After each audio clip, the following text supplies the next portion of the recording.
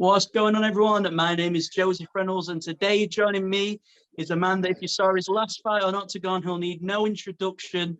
Louis Glismann, obviously heading into the quarterfinals now against Melvin Van Suijdam.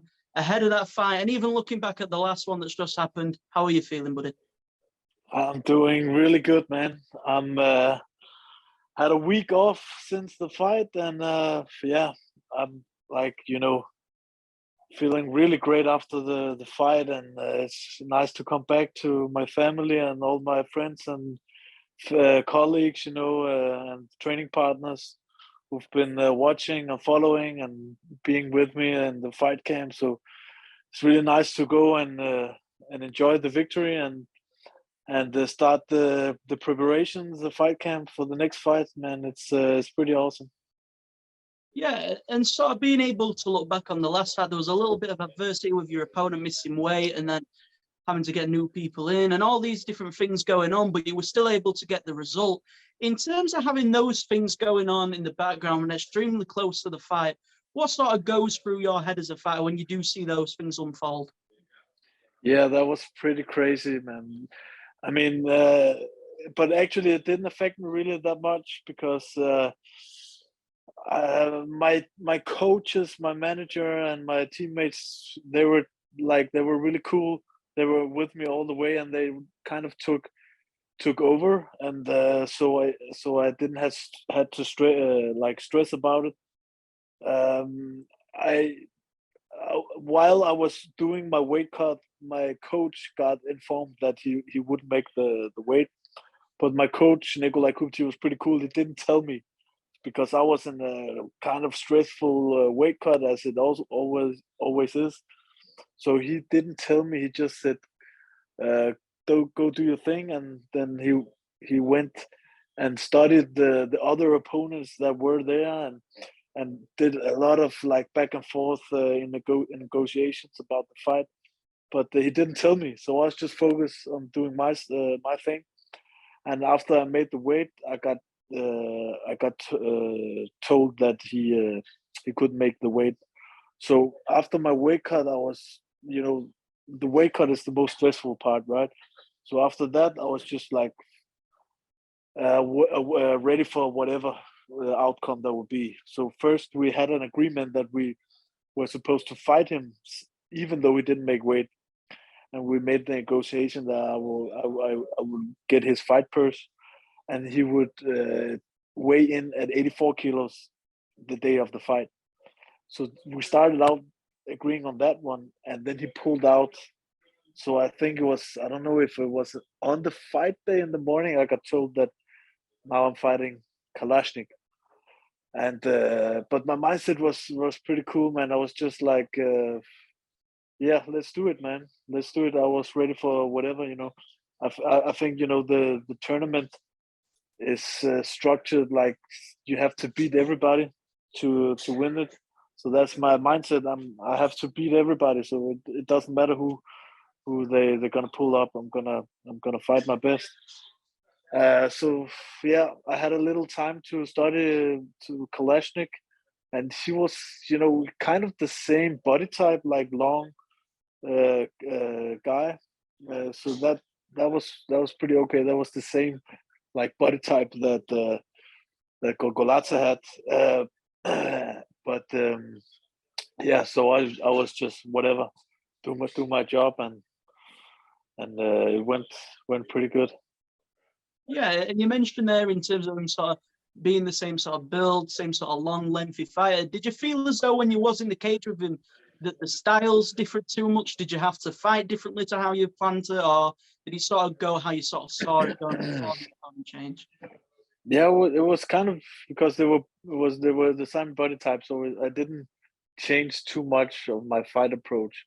I did a little bit because I saw Gogolazzi. He was fighting out of southpaw stance a lot and switching up, and he throws some really good kicks also. And his fights, he's more like really aggressive fighter, where Kalashnik is more of a counter, like using distance more.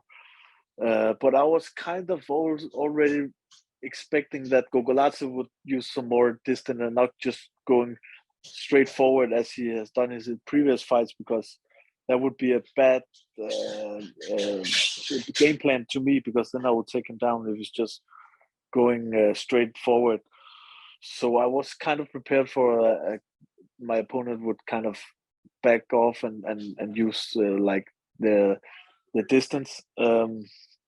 So yeah, it went kind of the same way as I thought it would do if I fought Gogoladze. Respect to Kalashnik, he had some really good wrestling defense, and I knew while I studied him a little bit before that he had really good wrestling defense, but when it would come to the ground, it's different, and that was exactly what happened. We were in a really tough scrambles back and forth in the wrestling, but as soon as we kind of went to the ground, I took over and dominated the fight pretty bad. Yeah, and then now looking ahead of the quarterfinal, obviously, do you feel as though when you do start to progress through this tournament a little bit, that visualizing sort of winning the tournament, it becomes more apparent or a little bit easier to do, or is it sort of making sure that you stay focused on each individual round before starting to look ahead at winning the tournament? Yeah, of course, man. You start to visualize you going all the way. You need to do that, but at the same time, don't get carried away. You know, you always have to take one fight at a time. If I'm already focused on winning the whole shit, you could lose like your ground, and like my main job is Melvin Van Suijdam. So like that's kind of my that's always my mindset going into the fight. Like my life ends at the day I'm fighting my next fight. That's like I'm ready to, like, there's no day after my fight. Everything I do is leading up to that one day, and whatever happens after that, we take it after the fight. But my main focus now is Melvin Van Suijdam, and the worst thing I could do is underestimate him, because I already beat him. So I really need to don't underestimate him, put him up, and you know, and really study him. Don't take him too lightly, and do my job. You know. Yeah, and when you look at him as an opponent, obviously the history's there, and you both sort of stole the show a little bit in the first round with your performances and what went on in your fights. But so looking at him as an opponent now, what do you feel as though he brings different to the table this time as opposed to before? Yeah, I mean, it's been a while since we fought last time. So I saw his fight at Oktagon. He did really good, man. He like mixed it up really good.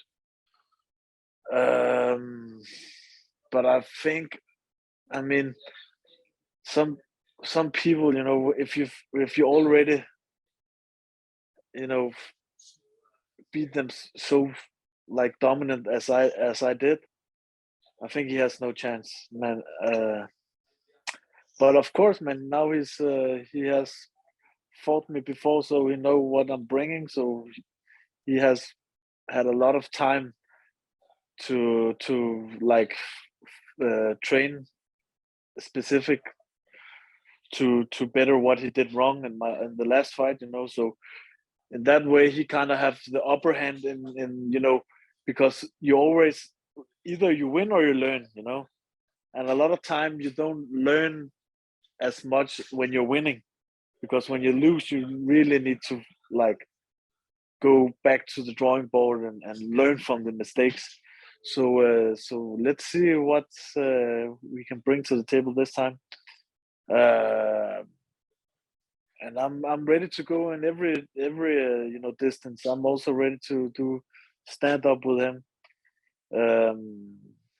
Yeah, it's gonna be really great, man. Yeah, and you mentioned there in terms of obviously he might have the upper hand a little bit in terms of the mental aspect of fighting you before, but do you feel as though he sort of can play to your advantage as well? Either he's going to come into this fight eager to get that win back, or he might sort of look back, this person's already beat me before, they know what I'm going to do, what if they do it again? Do you feel as though it can sort of play into your hands a little bit as well? It is, man. It's, that's the mind game of this sport. It can go both way, man. Like, but I mean, I just really have to be professional. Don't take him too lightly. But I know I can beat him, and that is a really good feeling to go into the cage. Like when you're there and the pressure is there, and fuck, man, we're gonna fight in O2 Arena. There's gonna be 20,000 people, crazy Czech people and people from all Europe watching. When the nerves is there and all the pressure, it's gonna be a big help for me to know that I already beaten this guy. And I know 100% that's gonna be with him that I beated him last time. You can't hide from your instincts, and it's gonna show up in the fight day. That's in his nervous system that he already lost to me. Yeah, and you mentioned there, obviously, the O2 Arena. You'll notice it's going to be a sold-out show, 20,000 people, one of the biggest cards you'll find in Oktagon's history. And to be a part of such a card and already getting to experience what an Oktagon crowd's like, what is that sort of like to know what's ahead in your future as well? It's so fucking exciting, man. This is what we are fucking training for every day, to get these chills, going into this crowd and walking. The next fight is gonna be even more crazy. This is a childhood dream, man. This is it gives me goosebumps, man. Just playing my entrance song from the last fight, it gives me the chills, man. Every day I put it on every day when I go to training, and I just visualize walk in with all the fans, and wow, man, it's really, really an experience I'm so glad to have, and yeah, it really motivates me in everyday training. Yeah, and then the final thing for myself, obviously, everyone got a taste of what Louis Glismann could do inside the cage in the opening round of the Game Changers tournament, but going into the quarterfinals and going beyond that, what is it that the fans can expect to see? Always, high class mixed martial arts, and always a predator. I'm going in there hunting my, the other fighter. I'm always going for the finish. I didn't get it last time, even though I think the ref should have stopped it in the second round. If it went 1 more second or 2 more seconds, I'm 100% sure the ref should have stopped it. But I am vicious. I am all round really good. I'm looking forward to also stand and bang with Melvin Van Suijdam, and I'm bringing everything I have. It's gonna be really a violent but beautiful martial arts. 100%. Well, that is everything from myself. If you'd like to take a chance to any sponsors, teammates, anything like that, obviously just feel free to go ahead. Yeah, just shout out to Arto my gym where I'm training, and my friends and colleagues from the place I work with. With Troubled Youth. Respect to you guys, you're always supporting, and my friends and family, and all the fans out there. Remember to tune in and watch the fights. It's gonna be a hell of a show, and I'm gonna bring everything. Most definitely. Well, that's everything from me. If you didn't get to see the opening rounds, you can go and watch them. I feel like that'll tell you everything you need to know about the talent that is in this tournament. An absolute plethora of it. But I appreciate your time as always, buddy. Thank you very much.